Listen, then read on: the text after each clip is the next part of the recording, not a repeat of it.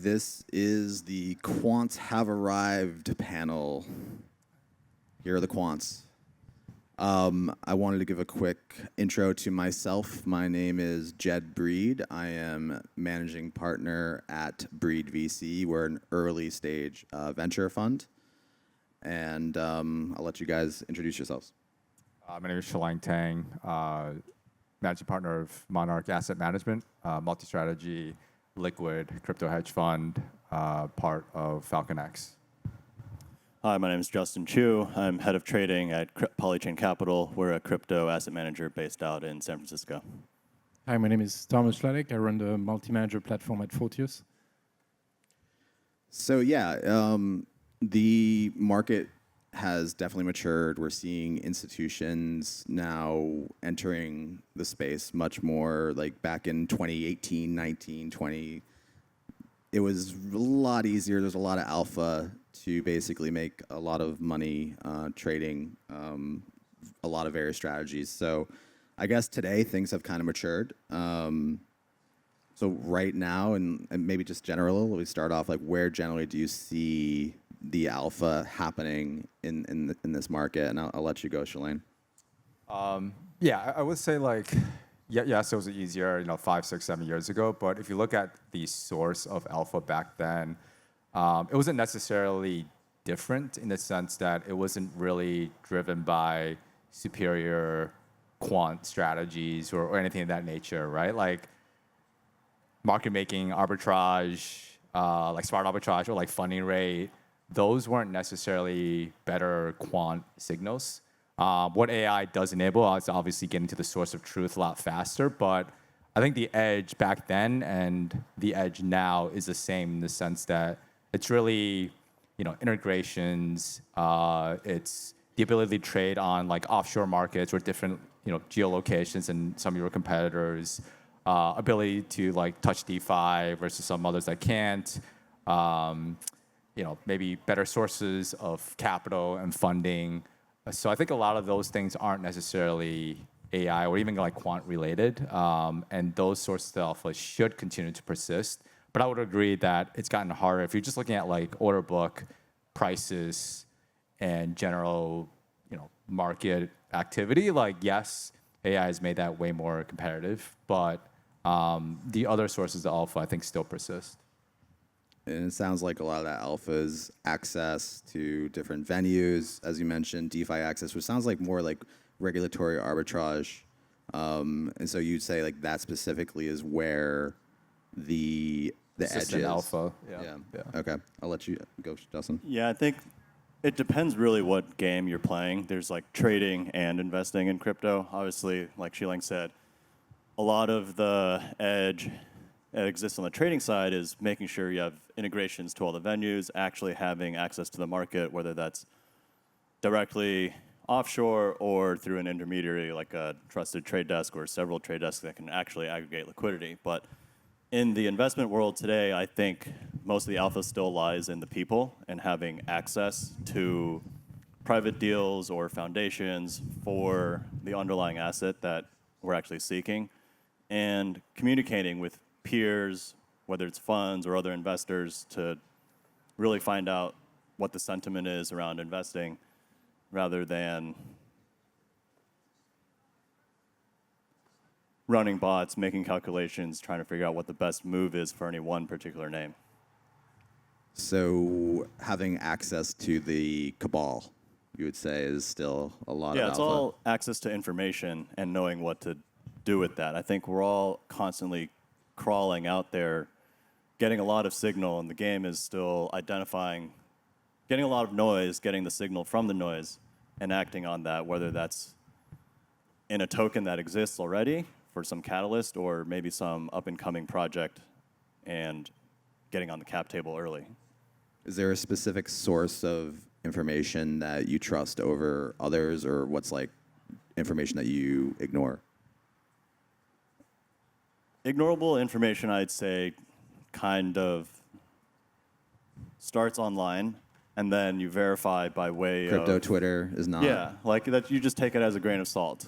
But the fact that someone is saying it, you go check a competitor or check a peer? Does this make sense? Are you guys thinking about this the same way? Or kind of have to gauge, and it's kind of a game of cat and mouse, I think, of divulging information, grabbing information, and synthesizing your own opinion about every asset's individual market. Some things are very idiosyncratic. So, Cool, Thomas. I'll let you fill in here.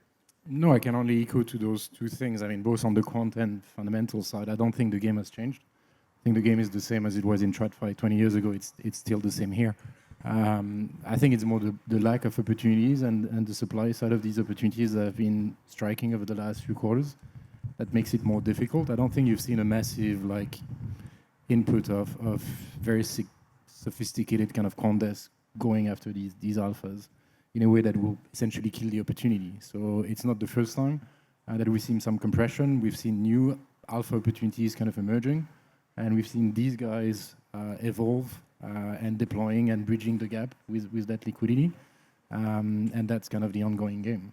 But I really don't see, and we talk to all these desks and the big guys, the names, don't even need to drop them here, but what they do in the space is really marginal. First of all, the market is not deep enough for them to really deploy substantial. So I think that we're still at the very early stage of a potential kind of sophistication of the alphas that we exploit. But for this, we need a deeper market. We need more opportunities from more retail involvement, for more trading around all these instruments. Like if you take like a really simple trade, right, which is just nowadays it's like RWA trading, I don't know, semi-stocks versus it being on chain on like Trade XYZ or something. Like if we break that down trade simply, it's actually the same as what spot arbitrage was on Bitcoin in like 2017, right? It's basically like, are you integrated with the TradFi vendors versus back then was, are you integrated with various exchanges, right? Different integrations, but structurally you're kind of doing the same thing, and the trade itself is the same. So that alpha is the same, it's just different work is being done, but the trade itself actually stripping it down is actually the same. Yeah, it's the same craft at the end of the day, putting on risk, offsetting it somewhere else. And I mean, for the more sophisticated kind of quant trades to function, you need to have more dispersion within the universe, right? So we've seen clearly, I'd say kind of 20, 21, 22, potentially up to towards the end of 24, more startup strategies being deployed. But really what killed it all, it was the execution kind of nightmare that became really the major issue starting kind of Q1 of last year, where you may have an edge in terms of predicting like long short books across the top 50, top 80, but I mean, in the current market, like executing on those becomes impossible. It's not because you have like good market makers out there. I mean, ultimately there is not enough depth for these books to be deployed, even on small capital, so forget it for big players to come in. They won't even consider it if they can move like hundreds of millions. It makes sense, yeah. It sounds like as the industry evolves, new opportunities but similar strategies come out, and you can kind of find some edge and some alpha there. Do you foresee any new sources of alpha, sources of kind of low-hanging fruit on the horizon? Well, I think if you look at just, I mean, Binance, OKX, and the others, I mean, they're currently attracting a significant amount of flows on just like stocks, for instance, right? And so ultimately, if you're a quant shop, if you're trading just cryptos or equities and cryptos, it doesn't really matter. I mean, if you spot some correlation trades, it becomes a trade. It's statistical job, and I think there is a huge opportunity there for people to expand a bit of saying, I'm just crypto native, I'm just going to trade crypto. I'm ultimately going to trade all these instruments I get access to, and I'm going to figure the pattern, the correlation and the relationship between these assets. And if I have enough data points, I'm going to deploy assets there. So I think you're going to see more and more of these trades and strategies that are actually really kind of morphing into both ecosystems from an asset perspective. And I think there, again, I'd say the more, not necessarily native, but people that have the expertise of these conduits will have an edge. For how long, it's unclear, but that's a new edge, and I think that's an edge that's way more interesting and way more defendable than just capturing like a funding or just a spread. Yeah, I think tokenized equities, tokenized stocks is introducing a lot of uninformed flow, introducing a lot of different derivatives that are enabled by DeFi, by crypto, and so it sounds like that's kind of where things are turning, where you guys can kind of play, and as the flows increase, there's a lot of alpha to be found. Would you agree with that? Yeah, I would say, the trades are simple. It's the same structure, but the convergence is violent and very, very quick, right? Like the fact that like Hyperliquid XYZ like just launched like less than a year ago, and back in January, February, at least in the energy markets and precious metals markets, it was like 3% of like the CME. There were a lot of opportunities there, and when I say violent, I mean it's just happening so quickly, and there's so much dislocation, not just in price, but like how contracts are structured and introduced. Like back then, if you were looking at how crude oil like expiration rolls were happening on CME versus how they were happening on Chladek, like the contracts are actually different in terms of how they expire and roll, and there were arbitrage opportunities there. So I think the messiness and the scramble with how quickly everyone's trying to get into these markets does create a lot of messiness, which creates a lot of opportunity. I do think that like the people that have been capturing mispricings as like their bread and butter are easily going to step in to this arena and be able to do the same that they've already been mastered for the past 20, 30 years, just an expansion of their existing strategy. Yeah, that's what I wanted to chat about. And Thomas, you touched upon this quickly. We have large institutions coming in, Jane Street, others that are now kind of playing these very sophisticated, very large firms, these large quant firms that are now in the same industry as us. Would you say the pond is still too small? And do they really matter at this point? Are you seeing them kind of take some of the alpha? Are you threatened by them? I mean, they're here. And some of these market makers makes most of the volumes on the majors. And that's not going to change. So it's a very toxic environment. And if there is nobody else, then your decision is not to trade, because otherwise you're going to get smoked. And that's what you've seen for more than a year now. But there's different types of alphas. Right? I mean, that's just the mechanics of the market. But if you extend if you're trying to predict the value of the assets over a certain period of time and you're trying to play relationships, that's a space where these guys are not really active. That's not, I mean, other guys are active there. But these other guys are not even scratching the surface of these type of trades because it's not big enough. And you're talking, I mean, it has to be substantially bigger for Two Sigma or Millennium to start to be really get involved. They're involved in some of the spreads and stuff like that. But this is not about sophistication at all. And I think that's where there is an opportunity for kind of the crypto quant guys to continue to find and exploit alpha in that making. I think a lot of those mentioned players are also playing like the off-chain game. I think we also forget, like even Shiliang mentioned, like integrations to DeFi or anything on-chain is also another area where alpha can be captured. And I didn't know I was going to talk about this, but there's a quant strategy that's been working very well for many years on Ethereum, and there's a master sandwich artist that is still doing it every 12 seconds, and no one has. Jared from Subway. Yeah, no one has chosen to compete with that. And even though that entity just got attacked recently, like they only shut off for one day, and they're still the greatest on Ethereum, and quants have yet to challenge or compete against them, in my opinion, as well. Yeah. Yeah, that's it is kind of odd. Why are they so special? Why can't somebody else take all this edge? Why can't it be competed out? Do you know why?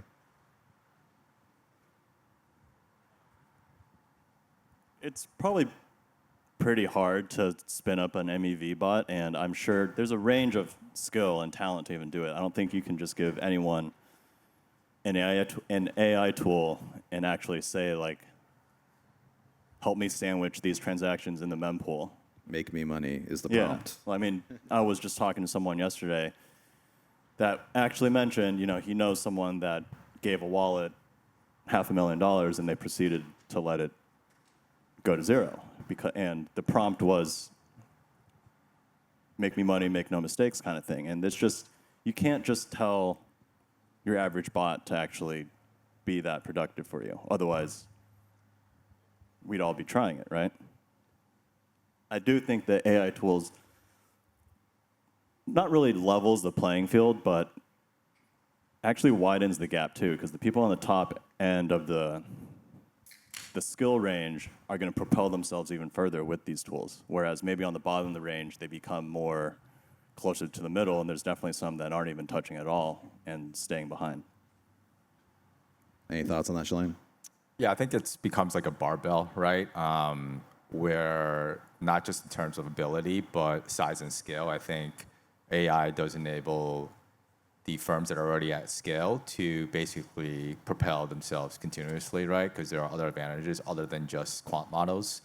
But at the same time, like those firms get so large that they maybe just don't care about smaller opportunities, like what Jared is after, or some of these other smaller quant firms, and new opportunity sets. And so I think that's where, like, if you're a small firm, like that's probably where you should focus on, are the markets where the larger firms are just don't necessarily care about because the scale is too small for them, right? I think everything in the middle probably deteriorates even more so in this new era. Like if you don't have scale, but your costs, expenses, et cetera, are too high, and you can't necessarily, take advantage of like the new opportunities, and I think you're probably going to bleed away, right? So that probably accelerates in this new era. So you're saying, okay, there's kind of a wide gap in the middle, but emerging managers could start like small funds and they like nowadays with the tools, like a 3-person shop probably can replace, in theory, like a 30-person quant firm, 20 years ago, right? Yeah, it can be like a good force multiplier, I would say.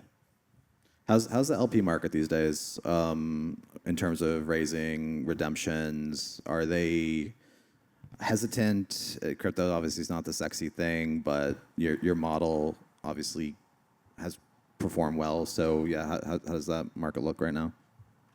I'll let you go, Shiliang, since I know you raise money.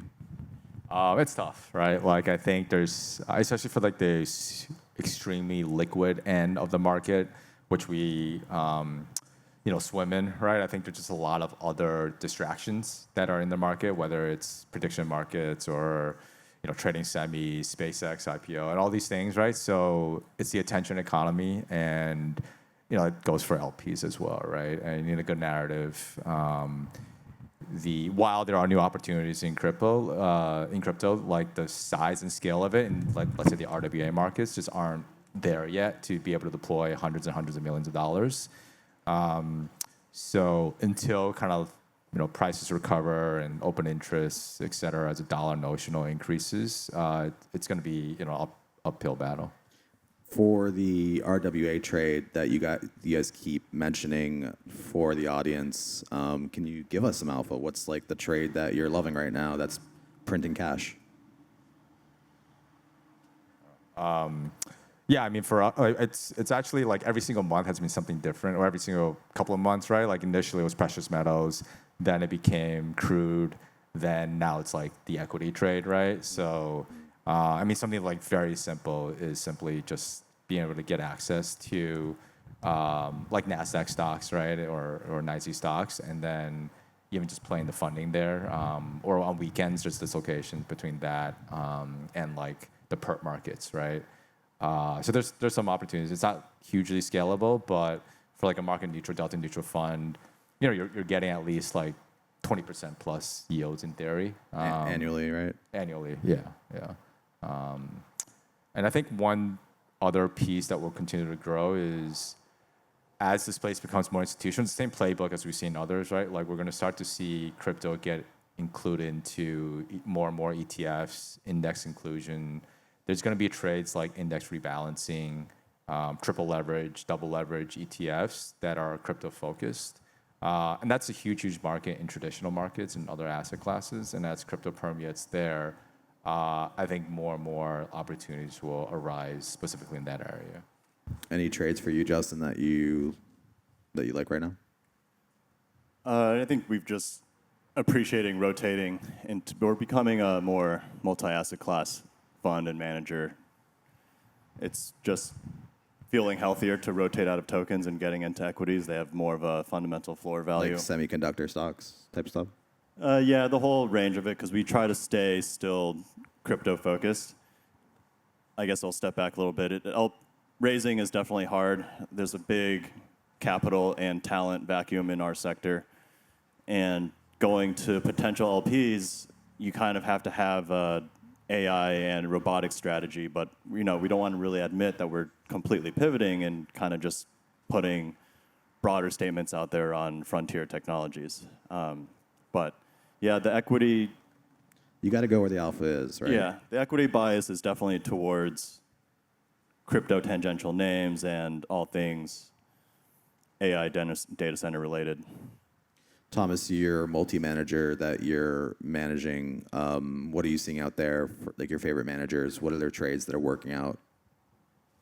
I think for us, it's been more adapting a bit to the environment where when you see compression in the alpha that's available with high sharp, very dependent on volumes and activity, you need to extend without kind of changing really the risk profile of the book. So I don't want to have more credit exposure, which is more or less DeFi. I don't want to have more directional exposure. But I think one thing where we extended is, in some cases, slightly longer duration. We used to be very, very short term, like as in hours, potentially days, slightly longer. And one thing that it's always a bit more difficult to assess, but it's also discretionary traders. And I think if you look in the market in which we've been operating, all of us over the last few quarters, is the market has become more and more unpredictable, with continuously kind of changing regimes, which is not good for machines. I mean, you can throw in like agent, you get whatever is systematic needs like some data points that they need some stability in whatever environment is there, because kind of changing the parameter, re-optimizing has a cost. It at least has a friction cost. And I think what we've seen is that a few discretionary traders have been better equipped to maneuver a bit these like very kind of extreme environment. It's difficult to size, it's difficult to risk manage, but within a broader portfolio, we have the capacity to allocate 5-10. It's not a huge change or a huge drift, but it's something that I think makes sense in this environment. Makes sense. We might have some LPs that are in the audience or might see this. Can you guys tell us, besides your own firms, what are your favorite firms out there that you think are going to eat up a lot of the market? Again, not your own firms.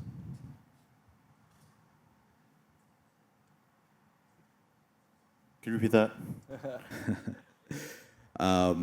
Without pitching your own firms, what are some of your favorite trading quant firms out there for potential LPs? Who's doing well these days? Crypto only? Yeah, it's the crypto conference. Yeah.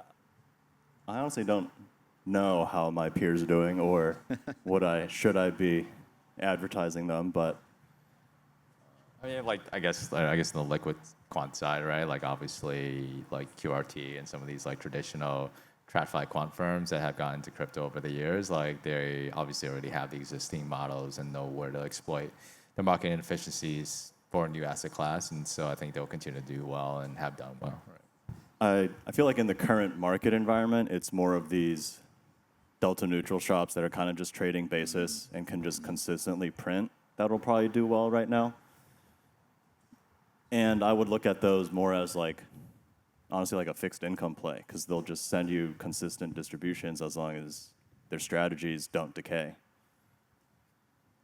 The basis is one, and Thomas, specifically, any old strategies that used to work that don't work anymore? To some extent, nothing is really working as it used to, because it's massively dependent on flows and activity. I think there are some of the mechanics that have changed. If you look at basis, for instance, I mean, back in 2020, 2021, it went overextended for a long period of time, right? So you could just sit on these spreads and collect and like significant amount. Now what you see is that you have short-term spikes where you're going to collect for a few hours, a few days, and it needs more. I mean, it's going to rotate more, and you need to be more active. I think these trades still exist. The concept is still very much there. It's just that the mechanics of those are changing.